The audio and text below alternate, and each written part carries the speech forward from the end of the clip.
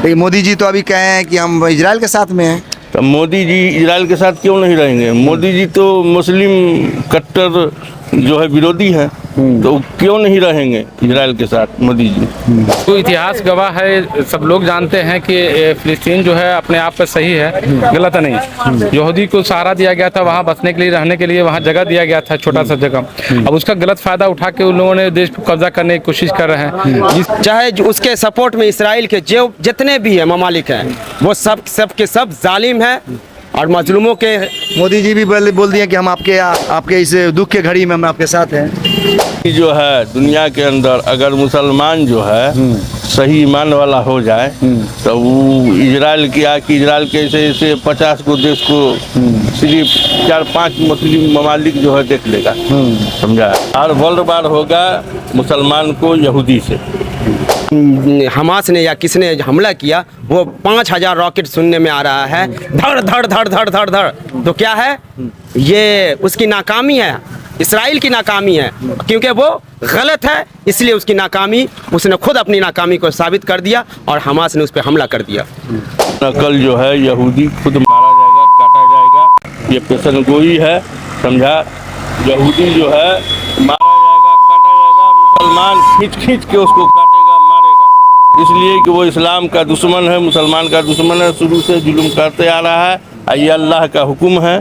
तक के कुरान में कहा गया है वो बरगद के दरख्त जो इसराइल में लगाएंगे और छुपे होंगे, वहाँ से गवाही देगा वो दरख्त और कहेगा कि यहाँ छुपा हुआ है। तो उसके साथ बहुत सारा कुरान हमारा पूरा भरा पड़ा, इससे हमें यकीन है आज न कल। कुरान की आयत है वाअंतुमुल आलौना इन कुंतुम मोमिनीन, तुम ही सरबुलंद रहोगे बशर्ते कि तुम सच्चे पक्के कामिल अकमल ईमान वाले रहोगे, तब। ये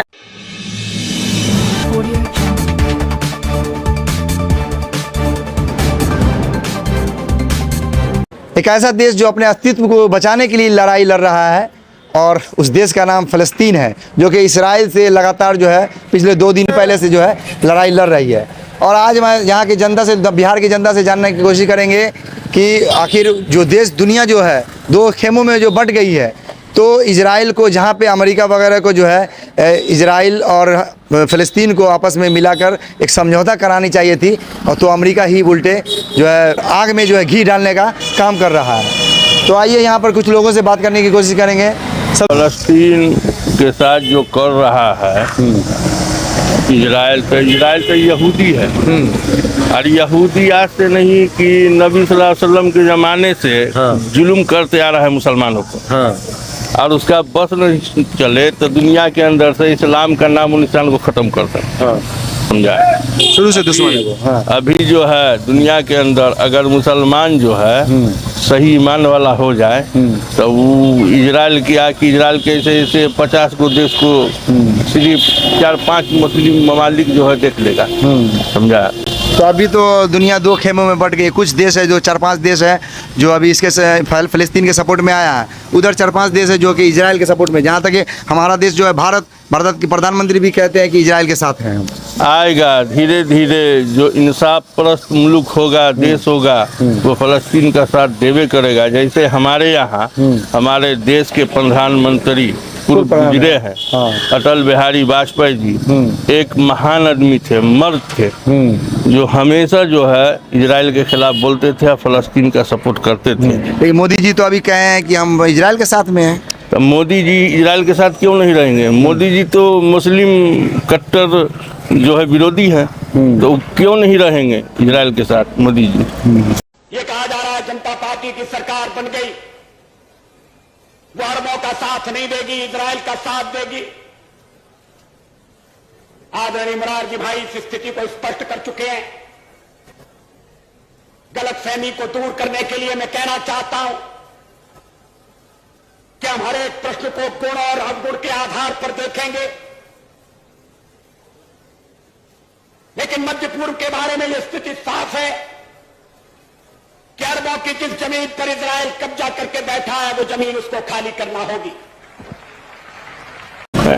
अटल बिहारी जी सब नहीं ना हो जाएंगे।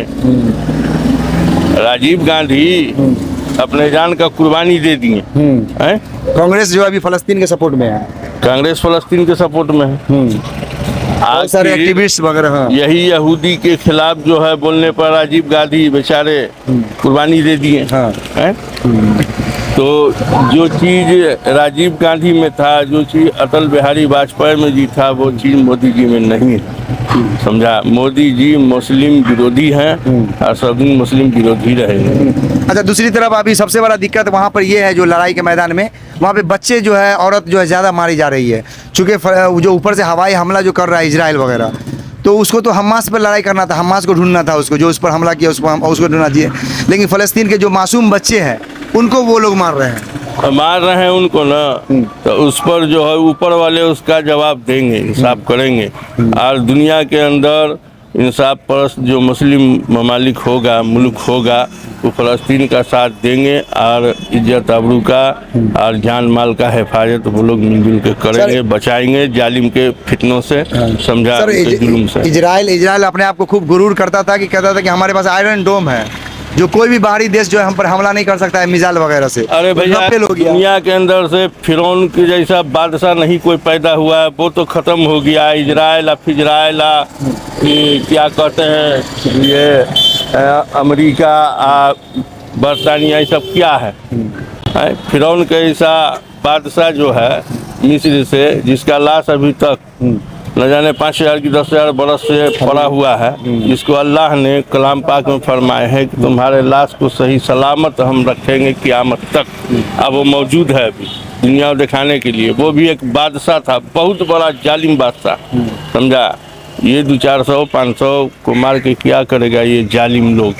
समझा, आज न कल जो है यहूदी खुद मारा जाएगा, काटा जाएगा। ये पेशन गोई है। समझा, यहूदी जो है मारा जाएगा, काटा जाएगा, मुसलमान खींच के उसको काटेगा, मारेगा। इसलिए कि वो इस्लाम का दुश्मन है, मुसलमान का दुश्मन है, शुरू से जुल्म करते आ रहा है। ये अल्लाह का हुक्म है, ये कुरान हदीस अभी मौजूद है, उसमें लिखा हुआ है ये जालिम को मुसलमान कौन दरख्त के पीछे जाके छुपेगा, बाहर से खींच के काटेगा इसको मुसलमान। तो थोड़ा सा मुसलमान के साथ जुल्म कर रहा है, आज कल जो है इसका भोगेगा वो। आज न कल दुनिया के अंदर वर्ल्ड वार होगा कि नहीं, अब वो वर्ल्ड वार यहूदी से होगा। तो अभी लगभग दुनिया दो खेमों में अभी बट गई है, तो अभी वर्ल्ड वार के ही शक्ल में तीसरी विश्व युद्ध होने की संभावना है। वो होबे करेगा। हमारे नबी सल्लल्लाहु अलैहि वसल्लम का है ना पेशन गोई, वो तो होबे करेगा। वर्ल्ड वार जो है दुनिया के अंदर होना है, और वर्ल्ड वार होगा मुसलमान को यहूदी से। और यहूदी मुसलमान की तरह ज़्यादा यहूदी का तरह थोड़ा सा है, यहूदी जो है मारा जाएगा। और दुनिया के अंदर आखिरी दौर में, आखिरी वक्त में मुस्लिम सल्तनत होगा। हमारे पास कुरान हदीस मौजूद है, हम पढ़ रहे हैं उसको। तो ये वर्ल्ड वार होने का संभावना क्या कि वर्ल्ड वार का तो अब दौरा ही रहा। सर, इंसानियत की नज़र से अमेरिका वगैरह को अभी दोनों पार्टी को शांत करके जो है फैसला करना चाहिए, आपस में बैठ के मीटिंग करवानी चाहिए थी। लेकिन उसने बजबते जो है आग में घी का काम किया है वो।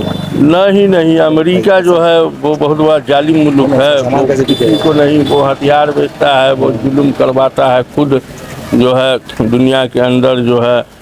इसका देखिए, वो यूक्रेन से और उससे रशिया से जो है फंसा हुआ है, न जाने करोड़ों लाख आदमी मर गया। ये जालिम लोग है, जुल्म करते हुआ ये मुल्क सबा रहा है, आज भी जुल्म का। लेकिन कल खात्मा इन लोग का होगा, ये जालिम लोग का खात्मा होगा। दोस्तों, आइए कुछ और लोगों से जानने की कोशिश करते हैं क्या कुछ कहते हैं।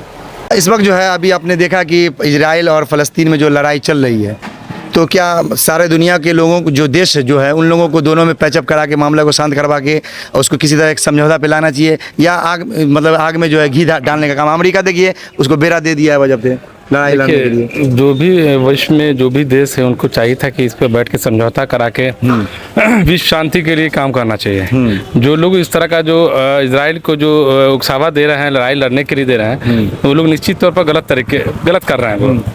चूँकि वहाँ जो सिया है, जो लोग वहाँ जो इजराइल जो देश है, वो एक तो यहूदी लोग जो हैं वो लोग तो गलत तरीके से लोग कब्जा कर रहे हैं दूसरे के देश में। उन लोग का तो वहाँ था ही नहीं मामला, बदतमीजी कर रहे हैं, गलत कर रहे हैं। और कुछ देश जो है विश्व के, उनको गलत तरीके से उनको आरोप सभा देके और गलत काम करने पर आमदा कर रहे हैं। फ़लस्तीन बिल्कुल छोटा सा हो गया है। बिल्कुल फिलिस्तीन पूरा कंट्री उसी का पूरा ज़मीन था, उस पर जो है वो यहूदी लोगों ने को कब्जा करके बदतमीजी कर रहे हैं, बच्चे को, बूढ़े को, औरत को ऊपर जुल्म ढा रहे हैं, जो गलत हो रहा है, ज्यादती हो रहा है। इस पर विश्व संगठन जो है उसको इस पर सोचना चाहिए, इस पर कार्य करना चाहिए शांति बहाली के लिए। भारत सरकार अभी एक वीडियो जो है पूर्व प्रधानमंत्री अटल बिहारी जी का, वाजपेयी जी का वायरल हो रहा था।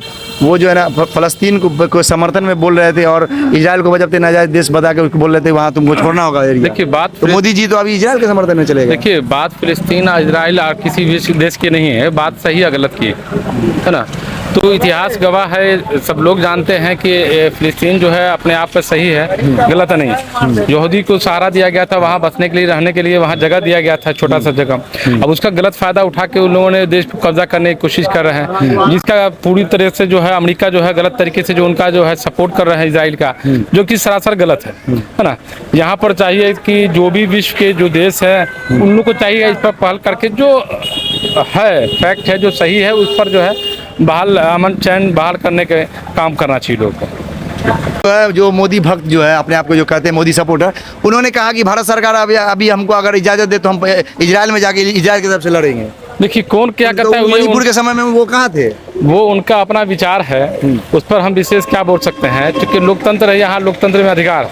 लेकिन इस तरह का बयानबाजी करना कहीं से उचित नहीं है।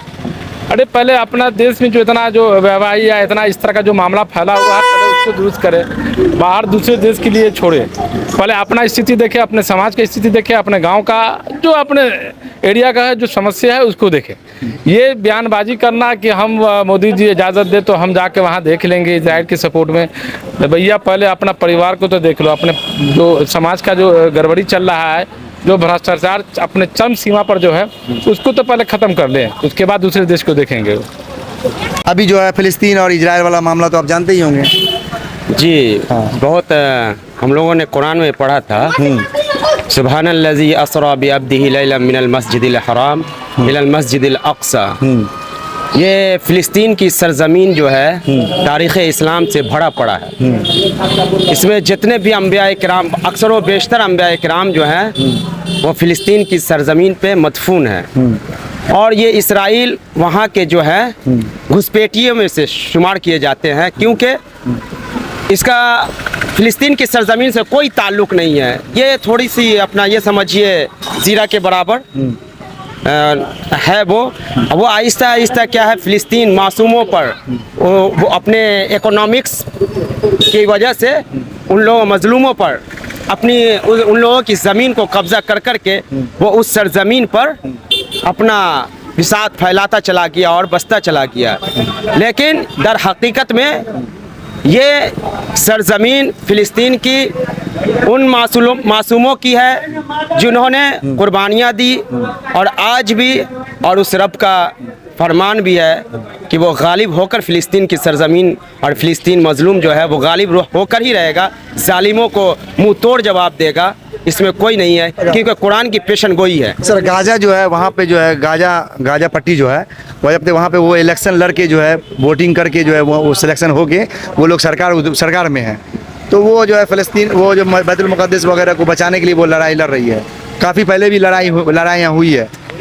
तो इजराइल जो है मासूम लोगों को जो मार रही है वहाँ पे, तो कहाँ का ये अमेरिका वगैरह जो है उसके समर्थन में उतर गया है। चाहे जितने भी ममालिक हों, अगर उसके सपोर्ट में जाता है तो वो जालिम है। चाहे सुपर पावर हो, चाहे रूस हो, चाहे उसके सपोर्ट में इसराइल के जो जितने भी है ममालिक हैं, वो सब के सब जालिम हैं और मजलूमों के। मोदी जी भी बोल दिए कि हम आपके इस दुख के घड़ी में हम आपके साथ हैं। ये राइट है। किसके लिए? ये हिंदुस्तान की सरजमीन जो है फ़िलिस्तीनियों के लिए हमा वक्त जो है खड़ा रहा है। लेकिन अभी मोदी जी तो इजराइल के खिलाफ समर्थन में खड़े हैं। समर्थन में वो अपना उनका जाती मामला हो, लेकिन पूरी दुनिया जानती है कि वो सरजमीन जो है फ़िलिस्तीनियों की है, इसराइल वहाँ घुसपैठियों की तरह है। ये अभी अटल बिहारी वाजपेयी जी का जो एक वीडियो वायरल हो रहा है, उन्होंने अपने टाइम में कहा था कि फ़िलिस्तीनियों के समर्थन में बात कहा था और इजराइल को बोला था कि नाजायज़ तरीके से तुम घुसे हुए, तुमको हटना चाहिए वहाँ से। इसराइल वाकई नाजायज़ है, उसका कोई हक नहीं है फ़िलिस्तीन की सरजमीन पे। वो मजलूमों पे आए दिन वो बमबारी करता है और उल्टे ही जो है कहता है कि हमास ने या कोई संगठन का नाम लेकर वो अपना कहता रहता है, लेकिन मजलूमों पर जिस तरह बेरहम दिली के साथ मासूम बच्चियों पर बम बरसाना, ये कहीं का इंसाफ नहीं है। ये किसी भी मजहब या कोई भी धर्म नहीं सिखाता कि मासूमों को बेगुनाहों पर बम बरसाए जाए, मिसाइल बरसाए जाए। दुनिया दो भागों में बंट गई है, कुछ उसके समर्थन में, कुछ उसके समर्थन में। खैर, ये हमारा ईमान है कि हमेशा मजलूम ही गालिब आया है, जालिम की शिकस्त होनी है।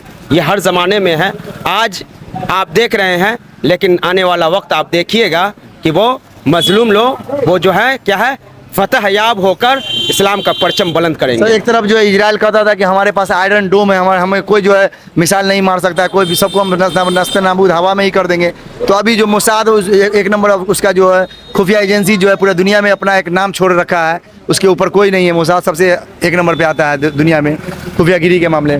तो सब तो फेल हो गया, कैसे वो लोग घुस गया आगे? यही है, ये खुदा का जो है करिश्मा है, वो आलिमुल गैब है। ये दुनिया में अल्लाह ने क़ियास आराइयाँ के लिए हमें भेजा है।